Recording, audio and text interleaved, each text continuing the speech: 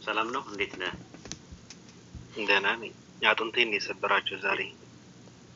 አረ እንደዛ አትበል በአላህ። እንደዛ ማለት ደስተኛ ነኝ ብለህ ስትል ነው እኛ ደስ የሚለን ሞር።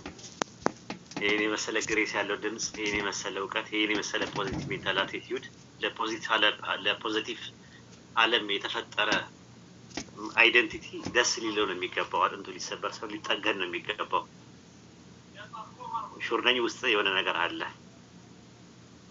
አለ ውስጥ ማለት አንተ ውስጥ ራሱ ሰልሟል ያንተ። ስለዚህ ደስተኛ እንደምትሆን ሌላ ቦታ ቢሆን ሽርክ ውስጥ ቢገባ ቢንዘላዘል ምን ቢል ደስ እንደማይላቃል። ስለዚህ ይሄ ያንተም ደስታ ነው መሆን ያለበት እና ባቢሎንዬ አፉ እንደዚህ አይነት ቃላቶችን አይ ቲንክ ይሆን ያላሰብከው ነገር ሳታስበው ባታስበበት ሰዓት መሆኑ ነው እንጂ ሹር ነኝ ቢሰልምልህ ደስ ነው የሚልህ። እንደዚህ አይነት ስሜት እንደሚሰማ አውቃለሁ እና ደግሞ ሁላችንም እንወዳለን እናከብርሃለን። በምንም አይነት መልኩ ውስጥ ሆነ ፖዚቲቭ ሜንታል አቲቲዩድ ስላለ እንወዳለን እናከብርሃለን፣ ሀሳብን እናከብርልሃለን እና የሆነ ነገር በለን አስደስተን። እኔም እወዳቸዋለሁ አከብራቸዋለሁ። ምንም ምለው ነገር የለም ግን እሱን ሰላም ልበለው እስኪ። ሰላም በለው። እሺ ሰላም በለው። ሰላም ነው። I'm sorry brother በጣም ይቅርታ። እሺ ኧረ ችግር የለውም መብትህ ነው። ያው አንተ እንደሚባለው ነው ውስጥህን የረጋበትና የሚረካበት ከሆነ ከረካበት ልብህንም ውስጥህንም ጥያቄን ተመልሶ የሚረጋበት ከሆነ እኔ ችግር የለብኝም። ግን ተስፋ አድርግ ነበር አንድ የምተማመንበት ሰው ብዙ ነገር እንሰራለን ብዬ እንትን አድርግ ነበርና ብቻ ይመች ደስ ይላል። አንተ ሰላም የሚሰጥህ ከሆነ አሪፍ ነው። ሶሪ ብራዘር በቃ ደከመኝ። ምን ላድርግ ታውቃለህ? ሰለቸኝ ደከመኝ ምናምን። ያ አላህ አሪፍ ነው። ግን ምንድነው ታዲያ መጻፍ ነበረብህ እኮ እያሰብክ ነው ብለህ የሆነ ነገር አስተለም። አሁን እኮ የጠጣን የመሰለኝ ሼር ተደርጎ ሳይሆን ከላይ ስሰማ ጠጣህ ነው ምንድነው ብዬ እኮ በጣም ነው የደነገጥኩት ለመናገር። በእርግጥ ሲጠጣ ነበረ ራሱ ለ30 ደቂቃ ነው ለአንድ ሰዓት ያክል ሲገቱት ነበር የሚያገኘውትና መጨረሻ ነው የመጨረሻዋን ነው ጭላጫው ላይ ነው የደረስኩት እንዲጨልጥ እንጂ ሁሉም ሲገቱት ነበር። በእርግጥ ኢንሻአላህ አንተ በቃ አሪፍ ነው ቀጥሉ በቃ። እሺ ቴንክ ዩ ባቢ። እሺ በጣም ቴንክ ዩ። በቃ አጋጣሚዎች ተዋወቀን፣ አሪፍ ጊዜ ነበር እና በቃ የሆነ ትክክለኛ መንገዴን እንዳገኝም በተወሰነ ረድተኛል። በጣም ቴንክ ዩ። እሺ ብራዘር።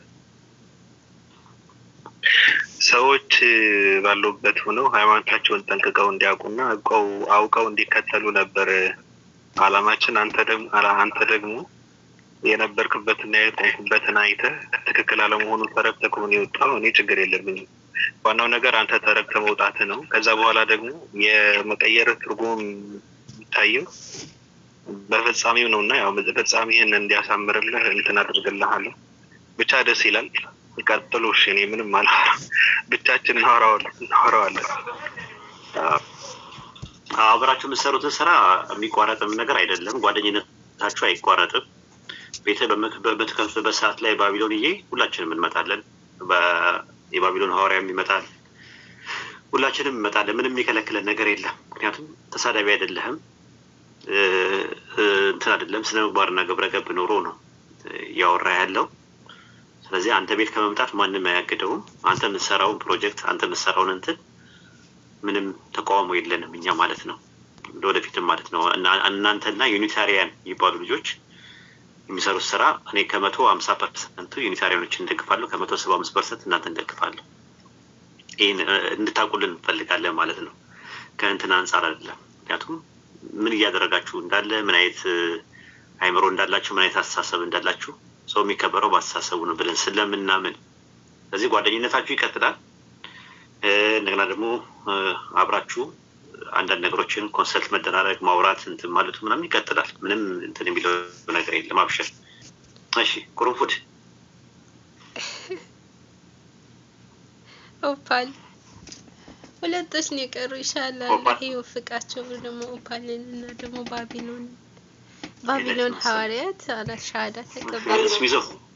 እሺ አለሽ እሺ አዋሪው እንኳን ደስ አለ በይው የሆነ ነገር በይው ምን ትይው ነገር በይው የሆነ ማለት የምትፈልጊው ነገር መናገር ትችላለሽ። አመሰግናለሁ ኡስታዝ። ሁላችሁም ሰላም ብያለሁ። የቀድሞ የ665 የባቢሎን ሐዋርያ አይኖ መጀመሪያ መኮ ስትስለመለም ጠርጥረናል። ያው ተተኪኛም እየፈለግን ነበረ።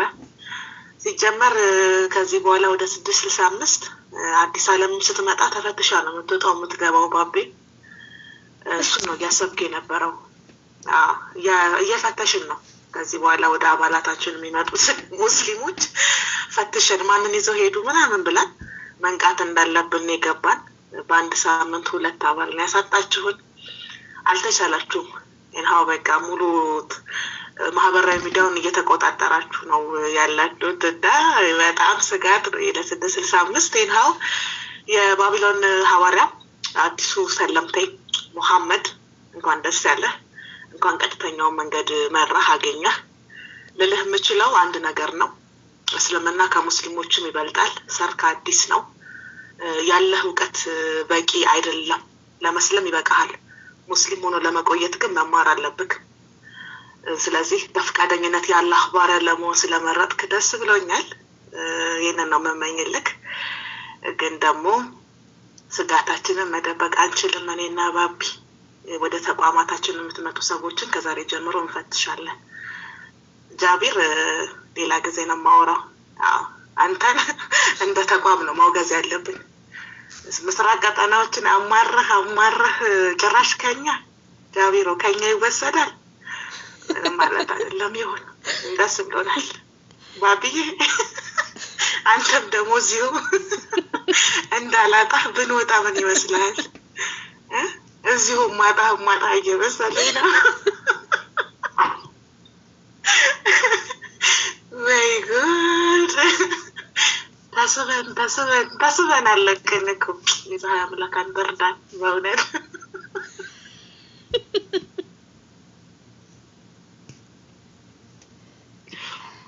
አመሰግናለሁ ኦፒ፣ በጣም ቴንኪው። ተስፋ አደርጋለሁ እናንተም ወደ እውነቱ እንደምትመጡ ሁላችሁ። ደግሞ ሁሉም ሰው ልቡን ያውቃል ኢንሻአላህ።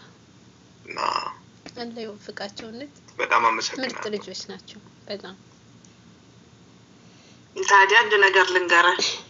የድሮ ወዳጄን ብዬ ምህረት አላደርግልህም። ሰይፌን አንተ ላይ ማሳርፋለሁ። ስለዚህ ከዚህ ቀን ጀምሮ እማይህ በሙስሊም መነጽር ነው፣ እንደ ሰለምቴ ነው እማይህ። ግራ ዘመም ቀኝ ዘመም ሆናለሁ ካልክ ያው ሰይፌ ባንተ ላይ የሚያርፋል። ነቃ ደንገጥ በል። ከዛሬ ጀምሮ አባላችን አይደለህም። የመጨረሻ ምክር ይሄ ነው።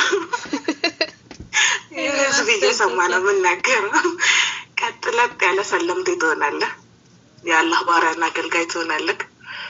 እውነት ለመናገር በጣም ደስ ብሎኛል። ቀናው መንገድ እውነተኛው መንገድ የመረጥከውና በጣም ደስ ብሎናል። ሰው በጣም ቴንኪው አመሰግናለሁ። ታዛዥ ነኝ ደግሞ ለተዛዝሽ።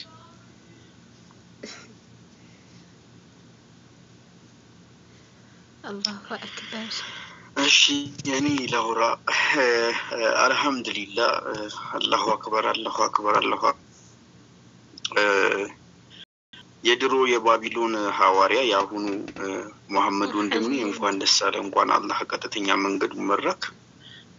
ያው ይሄ ምናልባት መጀመሪያው ቢሆንም ዋናው ነገር ምንድነው? ጽናት ነው። ጽናት ደግሞ ወሳኝ ነገር ነው። ለመጽናት ደግሞ ትልቁ ነገር አንደኛ አላህ እንዲያጸናክ ዱዓ አረግልሃል። ሁለተኛ ደግሞ መማለክ ትምህርት ነው፣ ዕውቀት ነው። በቃ ዕውቀት ሲኖር መጠንከር አለና ያው ከሰለምክ ማይቀር ደግሞ ይሁን ዝም ብሎ ለፈስፈስ ሰለምቴ እንዳትሆን። አቤት የሱ አሰላለም እኮ ምናምን ነገር ተብሎ ካንተ ዘሎ ለሌሎች የሄዳ ሰበብ እንድትሆን አላህ ይርዳክ ነው ብለው በጣም ጠንቀቀ። ከሰለም ማይቀር እንዲህ ነው መስለም እንደሚባለው አይነት አሰላለም እንደምሰልም ተስፋ አደርጋለሁ።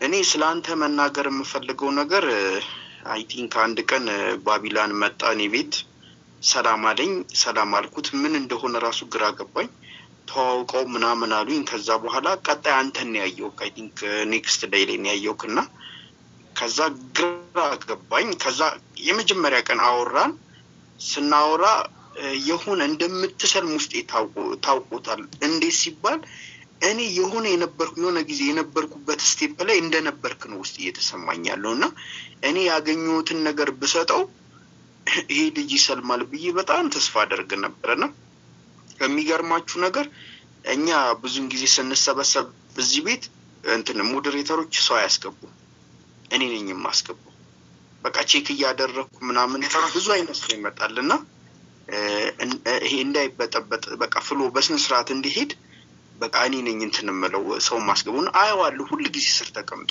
ሁሌ ማለት ነውና በጣም ነው አንጀቴን በጣም ያሳዝነኛል ይመጣል ቼክ አድርጎ ይሄዳል ይሆን አሪፍ ፕሮግራም ካለ ደግሞ ያያይና ይሄዳል ከዛ ደግሞ ተመልሶ ይመጣል እና በጣም ነው አንጀቴን የሚበለውና ያሳዝነኛል በጣምና እንዴት እንደሚሰማኝ ተቃላችሁ ላይክ አንዳንድ ጊዜ ጥሩ ሰው ሆኖ ሰው እርቦት ራሱ ማየት እኮ ያሳዝናል በጣም ነው አንጀት የሚበለው ከዛ ደግሞ ያንን ሰው ደግሞ ምንም ልታረጉለት ወይ ብር አጥሯችሁ የሆነ ምግብ ልትገዙለት እንደማትችሉ አይነት ነገር ሲሰማችሁ ደግሞ በጣም ነው የሚያሳዝነውና እኔ ቢሰልም በጣም ደስ ይለኝ ነበር በጣም ማለት ነው መዳንም ስላለበት ማለት ነው መዳን ለሱ ዲዘርቭ ስለለም አክቹሊ ሁሉንም ዲዘርቭ ያደርጋል ግን እንዲ ከውስጣችሁ የምታዝኑለት ሰው አለ አይደል እና ያው እኔ አስገድጂ እንግዲህ አላሰልመውምና አንዳንዴ በቃ አስገባውና ትንሽ የሆኑ ነገሮችን እንትን እለዋለሁ በቃ የሆነ ነገር አንዳንድ ነገር ያቀበልኩት ይሄዳሉና ከዛ ዛሬም እንዳጋጣሚ የተጮትን ነበርና